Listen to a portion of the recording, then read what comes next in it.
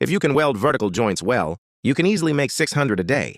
So in this video, we'll share how to weld vertical joints, the most difficult type of weld in MIG-MAG welding. I'll share a little trick with you. If you like and save this video, it will definitely help you weld joints that are full and smooth. First of all, it's about the angle of your welding torch. When welding vertical joints, remember, never use a 90-degree downward angle. If you use a 90-degree downward angle, it won't have a big impact on the weld, but at the very least, you might see uneven texture and incomplete spheres. The middle part is prone to being too high. But if you press the connector downwards at a 90-degree angle, you'll find that no matter how you connect it, it's always a big loop and it simply won't connect. Therefore, the best angle is 90 degrees. Don't press it upwards or lift it up at 90 degrees. This is the first step. The second step is that the connection technique is very important. We have a method called the inner seamless connection technique, which is a seamless design technique. We'll explain this in detail in this video. If you've watched this far, please like and follow. Before taking a screenshot, you need to confirm the first question. What is the shape of the final velour pool? See, it's a triangle. We'll use the triangular connector method. So how do I connect it? We start by igniting the arc from above and pulling downwards. At this point, some of you might be wondering, why can't I just start igniting it directly from this connector position? Remember, don't do that. If you do, there will definitely be a current hole in the middle, and there will definitely be a current hole at the connector position. So why can't we pull down from too high? We have to pull from about 2 centimeters above the connector.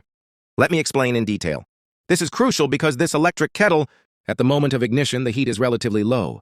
As we all know, with low heat, contact is impossible. So what do? Well, I start from about 2 centimeters above and drag it downwards in an arc.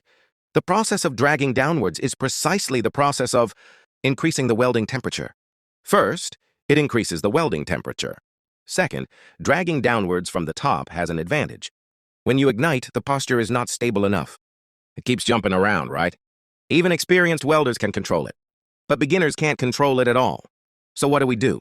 Well, we drag the welding wire tip downwards from the top, which has a stabilizing and smoothing effect. Basically, when you pull the wire to this joint position, your arc needs to be stable so that it can both preheat and ensure its stability. Therefore, you need to pull it down from about 2 centimeters above the joint position. Don't pull it too high. If it's too high, there's no need to pull it down. After pulling it down, there's no need for the 5 bulges in the middle.